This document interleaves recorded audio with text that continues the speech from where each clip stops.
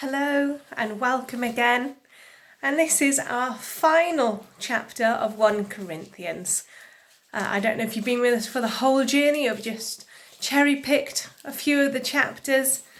But there's some real gems. It would be really tempting to skip this last chapter, but there are some real gems in here. And I'm going to suggest to you that you once again read it all the way through for yourself.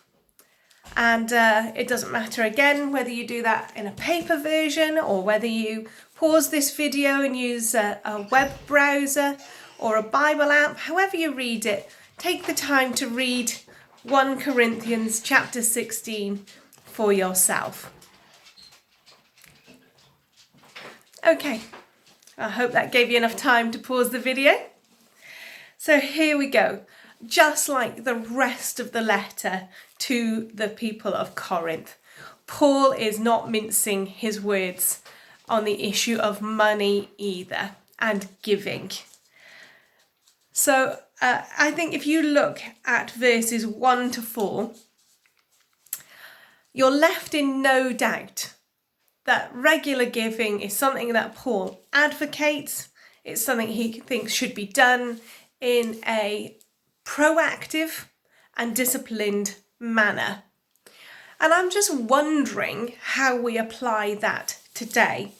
Paul is suggesting that on each day, the first day of the week, my version, the Contemporary English version, says each Sunday you must put aside some of the money that you've earned so that it's not a big deal when Paul arrives. And I'm wondering, how does that principle apply to our lives today? I don't know what stage of life you're at, but maybe if you're receiving a pension, does that mean putting aside some of your pension? If you're receiving benefits, does that mean trusting God enough to put aside some of your benefits? And I know that's a huge ask. If you're earning on your pay date, do you need to contribute regularly straight from your pay date? And I know these are big asks.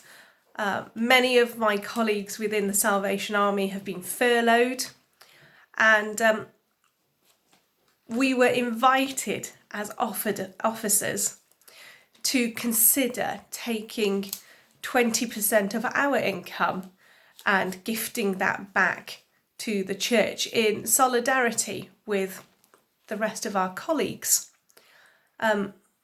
Some may have chosen to do it. Some would have found it impossible to have done that given their circumstances. But it's a good principle. And so I'm not saying to anybody what you should or shouldn't do. I'm just asking the question, how do you apply those principles? And again, I just love the fact that Paul isn't fudging this. But it is about love. It is about love, just like the rest of the whole of the letter. This is about how do you honour the leaders of your church? How do you honour the apostles? How do you make this something that isn't an awkward situation? How do you do this in such a way that the money is safeguarded? He goes on to suggest that you choose followers to take care of that money and to take it safely. So it's all about good stewarding and good safeguarding of our resources. And then just one other little bit of this letter, which I think really sums up the whole of the 16 chapters, and it's verses 13 to 14, which again in my version says, keep alert, be firm in your faith, be brave and strong, show love in everything you do. And isn't this what the whole of 1 Corinthians is about? How do you keep the faith? How do you keep following Jesus day in, day out, without getting lukewarm, without fudging some of those issues, whilst handling it with love?